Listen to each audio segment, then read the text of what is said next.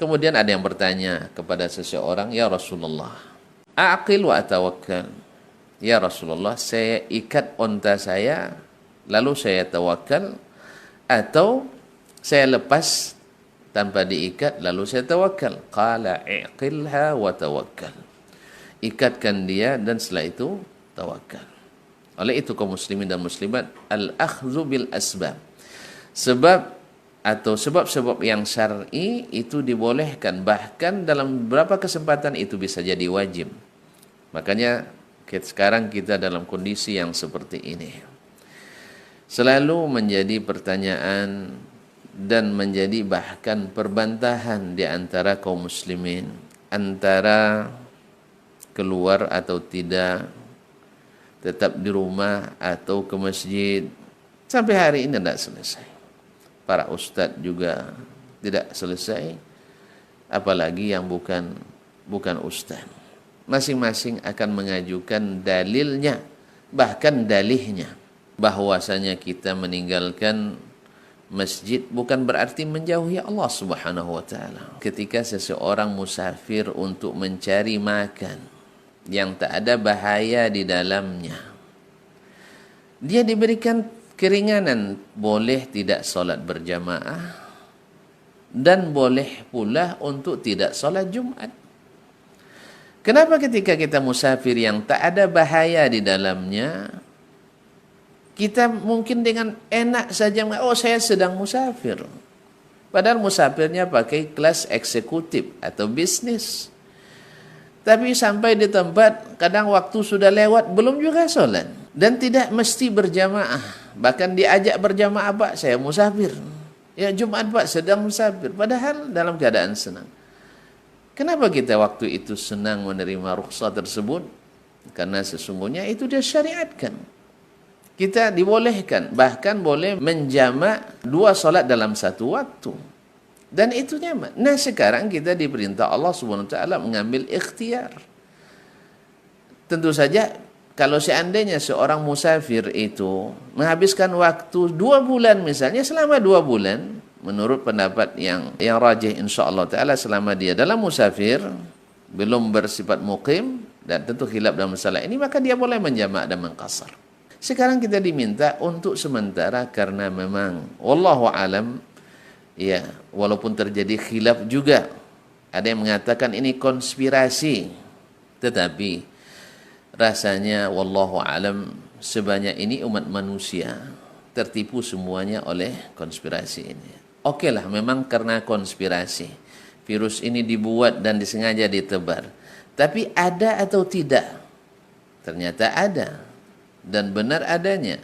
Menurut para ahli terjadi khilaf di antara mereka, tapi al-jumhur mengatakan dengan dalil-dalil yang mereka miliki bahwa memang ada korbannya.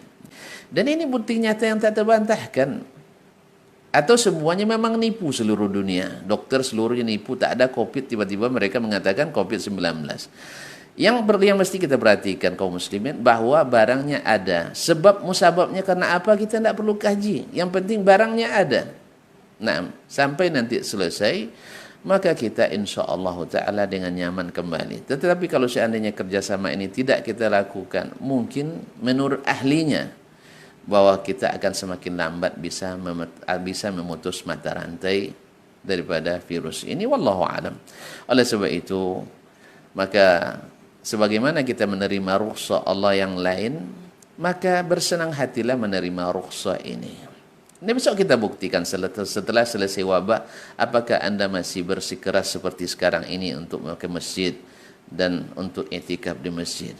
Ketahuilah Allah SWT ketika kita di waktu lapang selalu bersamanya. Ingatlah Allah ketika kita sempit pun Allah tetap bersama kita. Dan jangan katakan bahwa masjid itu lebih bersih dan suci, ya, bahwa orang-orang di sana saleh. Kita katakan bahwa penyakit itu menimpa orang-orang saleh dan yang tidak saleh. Orang-orang saleh menjadi rahmat baginya dan syahid insyaallah taala. Sedangkan orang-orang kafir merupakan azab, seperti dari hadis Nabi alaihi salatu wassalam ketika ditanya tentang taun, fa innahu kana azaban lil kafirin wa rahmatan bil mu'minin. Dia adalah azab Allah kepada orang-orang yang kafir dan merupakan rahmat bagi orang-orang yang beriman. Bukankah yang ikut syahid dalam ta'un Amwas ada orang-orang yang dijamin masuk surga, yaitu gubernur Syam waktu itu Abu Ubaidah bin Jarrah radhiyallahu taala anhu, salah satu dari 10 sahabat yang mubasysyirina bil jannah, tetap juga kena penyakit itu. Dan saya yakin bahwa beliau adalah orang-orang yang lebih dahsyat ke masjidnya daripada kita, adalah orang-orang yang zikirnya lebih hebat daripada zikir kita, orang-orang yang keimanannya lebih menghunjam jauh dalam sanubari ini dibandingkan kita, orang-orang yang seperti kata Nabi alaihi salatu wassalam, la tasubbu ashabi, jangan kalian mencela sahabatku, law anna ahadakum anfaqa mithla uhudin zahaban lama balagha nisba mudda ahadihim wala nasifah. Andainya seseorang dari kalian punya emas seberat gunung Uhud, lalu diinfakkannya fi sabilillah, takkan sampai segenggam kebaikan mereka, dan bahkan setengah genggam pun tidak. Nah, ini yang mereka kaum muslimin, tapi tetap juga terjangkiti dan terpapar oleh penyakit tersebut. Maka jangan katakan Allah sayang sama kita lalu tak bisa penyakit. Bukankah Nabi Ayyub alaihissalam salah seorang nabi yang dipilih oleh Allah SWT, beliau juga kena penyakit? Bukankah Nabi Yahya alaihissalam merupakan manusia pilihan, tetapi tetap dibunuh dan dibantai oleh orang-orang yang tidak beriman kepada Allah dan Rasulnya sallallahu alaihi wasallam. Dan masih banyak kaum muslimin dan muslimat dirahmati Allah, bahwasanya ketika terjadi penyakit bukan berarti Allah tidak sayang sama kita, tergantung keadaan kita. Kalau keadaan kita, apakah kita dalam keadaan beriman, maka dia menjadi rahmat, atau ketika itu kita dalam keadaan kafir, maka menjadi azab.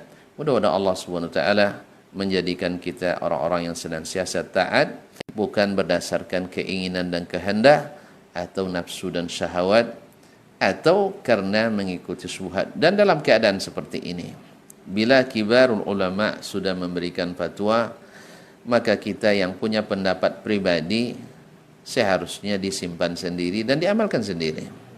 Jangan menjadi penyebab berpuak-puaknya kaum muslimin dan muslimat dirahmati Allah Subhanahu wa taala, sehingga dalam kondisi yang sulit seperti ini pun kita susah disatukan bagaimana dalam kondisi lapang. Maka kaum muslimin dan muslimat dirahmati Allah Subhanahu wa taala, semoga Allah memberikan kelapangan setelah kesempitan ini dan mengangkat musibah dan wabah ini dari kita. Barangkali sampai di sini yang dapat kita bahas pada kesempatan ini. Kita lanjutkan selebihnya insyaAllah pada pembahasan esok hari di waktu dan gelombang yang sama dengan izin Allah Subhanahu wa taala.